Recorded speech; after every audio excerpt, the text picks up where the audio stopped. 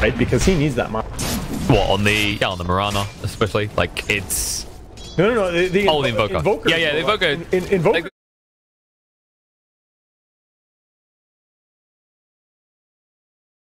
at least go for the bottle, because he wants to spam Starstorms.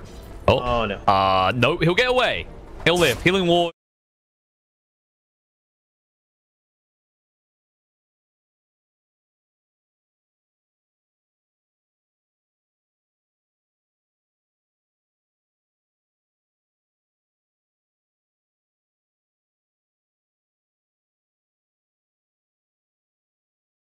Pretty strong, especially with the reworked Lich, but I feel like Jug Dazzle is just fine. And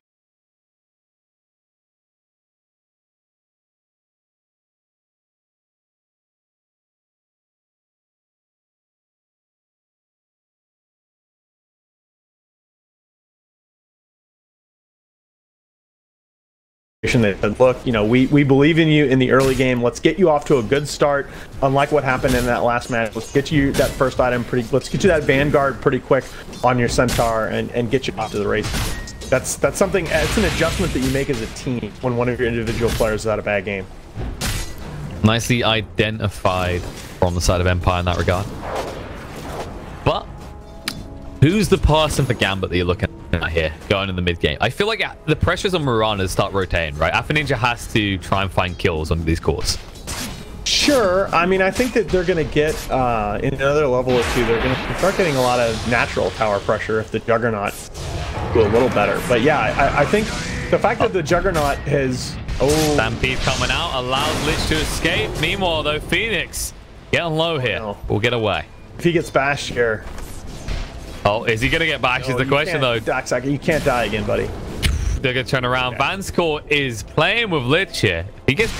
Actually, he might be in trouble. There's the gaze coming out. Lich anchors away. Mistakes made. The poison touch, they'll get the kill and Dream. Then turn around here on the Dahak. He wants to kill the Vanscore, but no, the spin's coming out. No. Dream will time walk away the Chrono, though. He's waiting for the spin and then going in. He could die. Is he going to get it? No. He can't get the bash there. No, he doesn't want to go, though. Alpha Ninja moving in. The TP rotation on point. He had to do that. Oh. He had to do that. I was just, before that engagement happened, I was just getting ready to say that unless that Juggernaut can catch up here, there's going to be an incredible amount of pressure on Alpha Ninja. He's going to have to create the space more or less by himself. But, you know, that rotation there is so huge for him. It protects the Juggernaut. He's now got his 3 Wraith Brands up. He can now start bringing that native tower pressure. And Mirana's really not going to miss that much farm because they're going to be able to give King R a couple of waves of XP mid. True, and Jug could potentially compete once he comes back to the lane because he's going for... Oh, no, is he changed his mind? He was going to go for the 4th Wraith Band, which I kind of liked in this scenario because you have got that built-in crit, whereas Faceless Void has stopped at 3. Oh, look at this. Don't protect the bounty runes, though. They are still here. I feel like Gambit could easily have had 3 out of 4 bounties. Apparently not. Instead, they just get 2 apiece each side. They let MYS do whatever he wants in this game. Come on, Henry. Runes. Gotta be mindful of that. Like, that should... I genuinely think teams who are scrimming should actually have to have that played. Like, there should be a coach watching, and whenever the timer comes up, you just play like audio log. Spoiler, there is. Like, I mean, that is something that, once again, you basically have a buzzer. Huh? I can see it. I can see it. Seconds before, by the way. In case you're, in case you're practicing with your friends. You know, I'm a little bit upset there isn't some sort of shock treatment involved. Just a little shock collar. Well, you never know. If I were still working with Kyle, there would be. Kind of saw that one coming. He needs it. I mean, come on.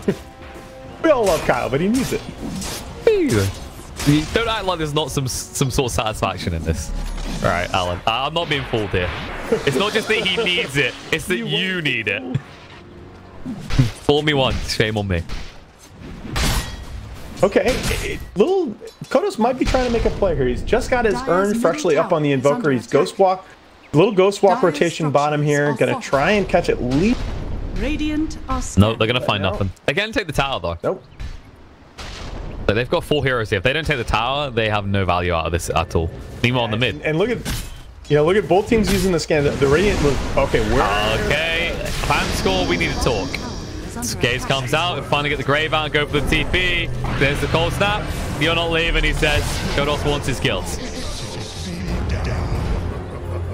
Well, it was an interesting way to walk. Meanwhile, in the mid lane, MYS moving in. Actually, Stampede to slow them up. It's too late. Wow. They had Chrono as well. If he lasted long enough there. Oh, you go for this Vanguard. It does leave you slightly susceptible to the magic damage element of the side of Gambit. This is an equally important part of that adaptation. Once that you recognize that there are 4 heroes bottom, not only do you know that it's safe to go on that mid, but you rotate your Juggernaut top, and you have this remarkably effective 2-man push behind the healing ward here. You're going to end up with a 1-for-1 tower trade out of all this, on top of the hero kill. Looks to be that way. And when you look at the mid as well, there's a lot more damage done to Empire's tower than there is to Gambit, and they are already circling. They want to actually push on this and take the tower. I mean, like Shadow. The Gambit should be. They know they are stronger right now, right? You have this Quaswex Invoker that...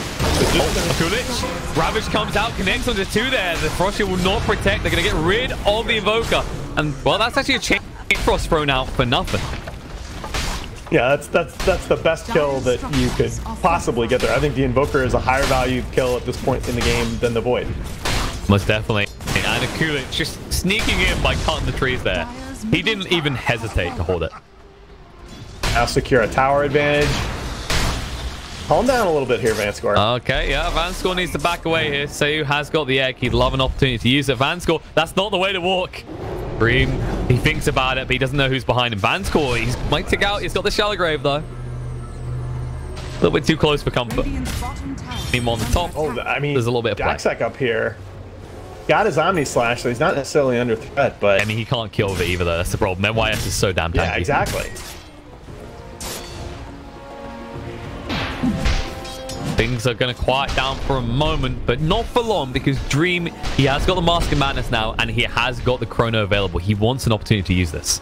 It's important. Empire is the side that wants it to be quiet right now. They want to have a few more minutes to get this Void Invoker combo fully online. Whereas the side on Gambit, they're ready to go right now. MYS. Use a little bit of offense. Gambit stole it.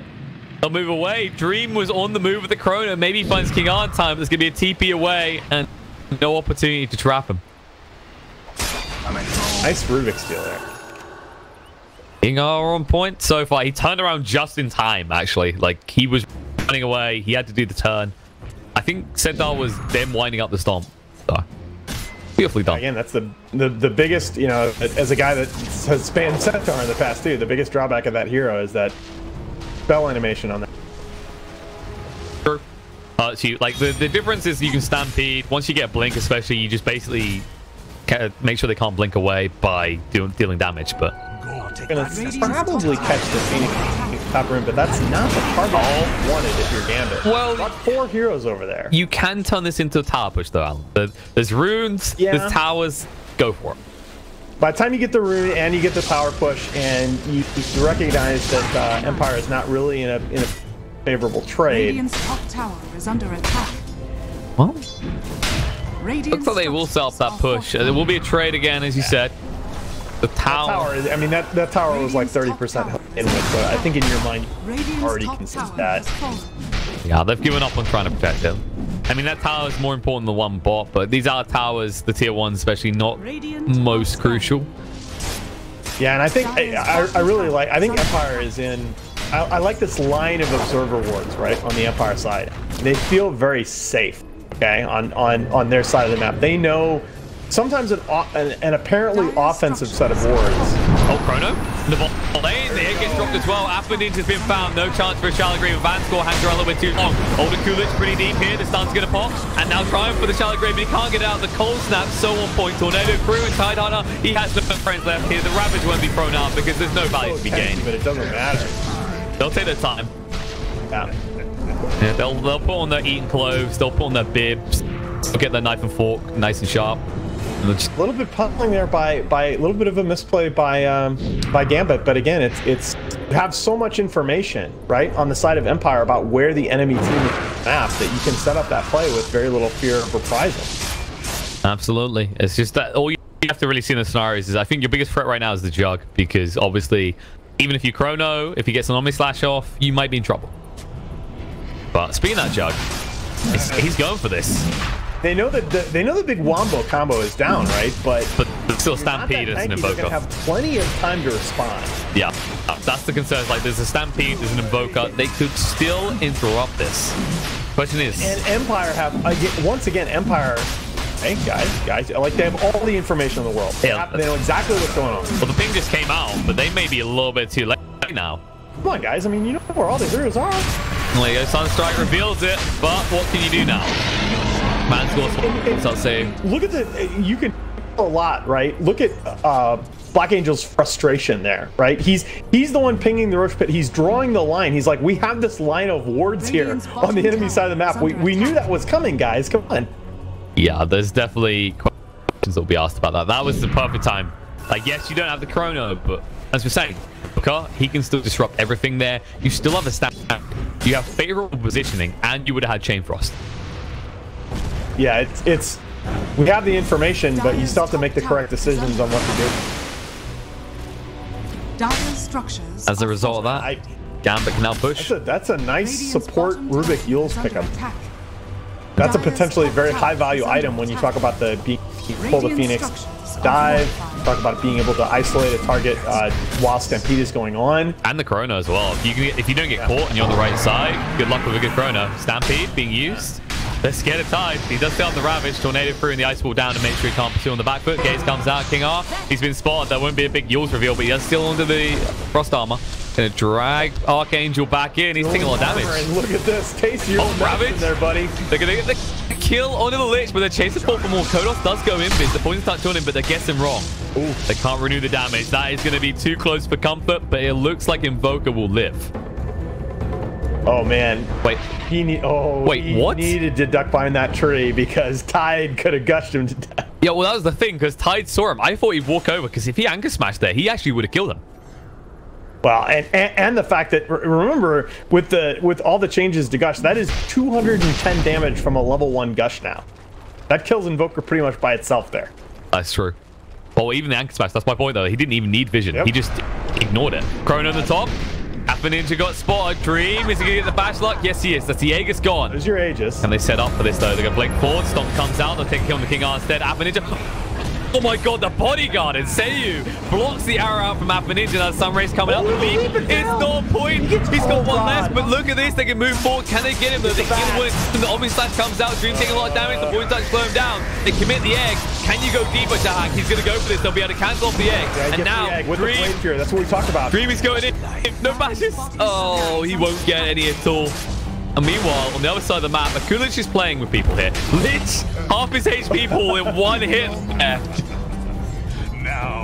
Just your casual physical damage Tidehunter, as you do. No, that's the new when we talk about sort of the new school of Tidehunter with this medallion build, stacking with the gush and armor reduction and the anchor smash physical damage. You don't need Ravage to kill people. I was gonna say, speaking of the Tide, he held. Remember, I held him to stomp. He didn't want to use it yet. There we go. Cold Snap comes out. Yeah. Now they'll be able to finish him off. Cold Snap makes the stomp a reliable stun. He passed like an hit. Most definitely. So they get the kill. A favorable trade for them. They won't be happy about the way the top fight went, though. Especially seeing as now the Chrono's gone. Sure, they no longer have Vegas, but they no longer have anything to be worried about on the side of Gambit. Yeah, and the pipe pickup by the Tidehunter, it's very, very impressive here. How Phoenix? He's already used the die. Arrow's going to connect, and he's going to be gone. Seiyu once more dying here. Kodos arrives. Tornado connecting on the 2. The MP, no. Spin comes out from Dahak. They're going to chase down Kodos. He's not got much mana left. He'll throw out the Ice Wall. That should buy him time to move away. But Alpha Ninja, he's already on the track. He knows where you go. They'll get the kill. He had used the Ghost Walk there and was bad on his mana situation. Yeah, rough. We were saying in the laning phase, this is the kind of thing. The hero Invoker seems amazing. He's got all these spells. He's still at a stage where he could run out of mana, as he proved. Well, and you look at the damage type composition by the Dire. They have the pipe to deal with the Invoker spell combo, and Void, his physical damage is not online yet. Now, Empire is not ready to fight right now. That's right. But you know who it is? It's Gambit. Another tower. They say, let's keep going. Why are we stopping here? Ball's coming out. Looks like Lich had some connection issues. That might explain his overly aggressive positioning forward of this tower. When you talk about the race to BKBs, right? I mean, Empire is just nowhere near. The Void elected to go. Can't argue with the choice. Maelstrom Mask.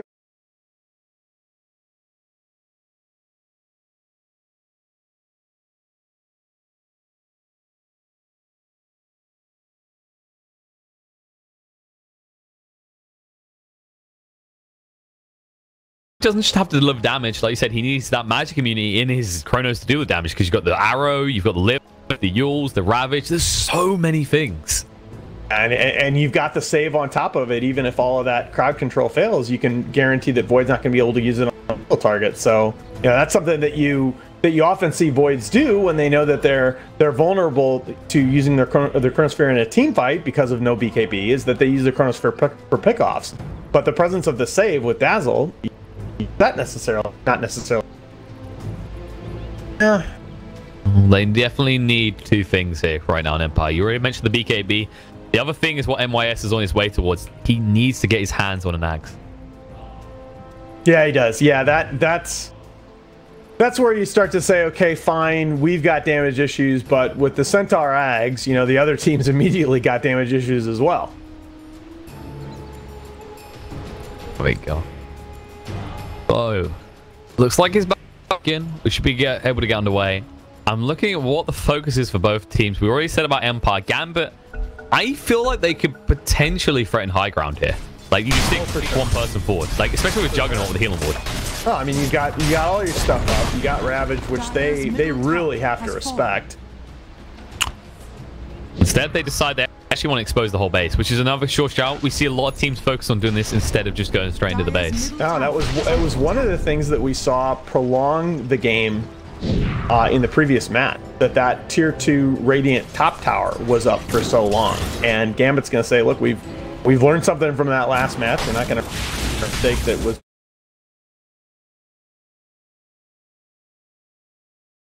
Yeah, it won't survive the night. Well, we're in the day. We're not even out the night. I think it's got about 20 seconds left. I don't think you even try and defend this. You can smoke, though. In my head, I'm still like, what do you mean? It's change the day-night cycle, guys. Gotta deal with it. Nice Increments of 5. Confused. People didn't like the math, right? Adding up in 5s is much easier than 4s. Setting up for a team fight here, but this is gonna be pretty scary on the Dire side. The Kulich is not a good entry for them. They know it. I mean, just look how much damage Centaur took from Anchor Smash. Like, that is the threat that awaits you if you continue. As a result, all outer towers for Empire already down at 22.5 minutes in. From here, I mean, the good news for them is they're not the highest level, so a big boo-boo, you can respawn in time before you lose your whole base. But you don't want to think about the game like that. It's a horrible way to have to think about your game. Okay, well, you can see exactly what Empire wants to do here. Black Angel saying, look, guys, we need to get together. You know, we know we're not necessarily hugely strong at this point, but we know Moonlight Shadow's been used. You need to apply some pressure to the opposing side of the map. It's all about that Ravage, though. Ravage just never being used. This insurance policy of the Gambit. Yeah, that's just the old puppy trope, the threat of the black hole being more significant than the black hole itself. It implies to Ravage in this map. Doesn't, especially considering, as we said, no magic immunity available in Empire, and honestly, this is the downside to having your Agi carries. He tends to remain pretty squishy to magical damage. MYS, well, they actually bring back Tide to make sure this push can't help. Boy jumping in, Chrono comes out, goes straight on to King Arthur. Sunstrike's going to be there. They'll get rid of him first. Now they need to turn around and try and get rid of time. The TP's coming in. There's the Ravage. The turnaround's going to be the arrow through. No damage from the Starstorm. They'll get the kill in the Void. Moving forward. Stampede comes out. MYS stay alive. There's the Meatball. They push him back, trying to move away. Mirana can't fight just yet. And now the egg perfectly placed. The Chain Frost will bounce as well. The damage is quite large, but is it enough? Tide Hunter just shrugs it all off. The hack getting low. Shallow Grave effect. MYS chasing even deeper. Fan score. He makes sure that he slows down the Poison Duck. Sunstrike will not be on the mark. Fan score might stick out to the burst, but in the meantime, MYS will fall. No. And now Kodos, Invoker gonna get invis in time. Can they get close enough? They haven't got detection. They won't be able to get an Anchor Smash off either. They have got dusts, but nowhere nearby. Yeah, but you can see the pressure, just the pressure of the presence of that Dazzle save.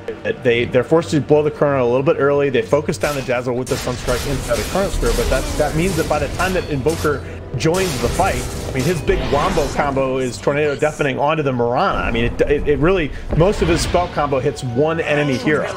I'll give him credit on this. using it on the Mirana did mean that the egg went off, but that to kind of highlight. Well, yeah, he had to do it. Yeah, in conflict to that, though, the fair point to make here is, okay, that was actually a favorable scenario for you then, Empire, and you still lose the fight pretty damn convincingly. Oh, yeah, it's just, they're just so, again, you go back to, and you see Void, you know, he's got the Ogre X in his inventory, he's furiously working on it, but before the BKBs, you know, the Invoker has it queued up, before the BKBs come out, Empire is just so much weaker. Yep, they're going to be vulnerable like this for another 3-4 minutes, probably. And yeah, I'm telling you that window is closing. I mean, Gambit is taking a little bit too much time on their side of the map in between fights right now, and I think they may be underestimating once the BKBs come out from the 2 top cores on the side of Empire, how much that's going to shift the power dynamics in this game. That's the thing. I would honestly be okay with Gambit assaulting base right now because you knew the chrono was down. Absolutely. But now it's going to be too late. To be fair, like they're following a pretty standard playbook, right? They're okay. The other team has all its outer towers down. They're not going to be able to farm as efficiently as we do. But you know, the importance of BKBs, it was already the most important big item in Dota, and it's become even more so in this patch. DD has been found. They'll save that because when Roche is off, if Gambit get the hands on that, then by the typical book, the playbook, then once you get Roche, you can go high ground. That's probably what Gambit's waiting for. And the question is, oh, it's a minute and a half. Is that going to be enough time for Void to get his BKB? It's pretty close. He actually is closing in at a reasonable rate. Sadly, it's deceptive, of course, because BKBs, they do cost more now, courtesy of the increase of the recipe cost. Yeah. I mean, I think that was sort of the little token offset there. But it takes you a little bit longer to get it. Nahaz, come on. Just a little bit. Just a tinsy little slice. 1 or 2 more creeps, which is an extra creep camp, which means you spend an extra 20 seconds maybe running and finding it, you know? Little chaos theory applied to Dota, my friend. There we go. Dream. They're going to move in. Oh, no, he time walks away. King Art. Okay. He actually didn't think you stand there, so he missed the opportunity. He does still the time walk, though. That's the other sort of ingredient in that calculus.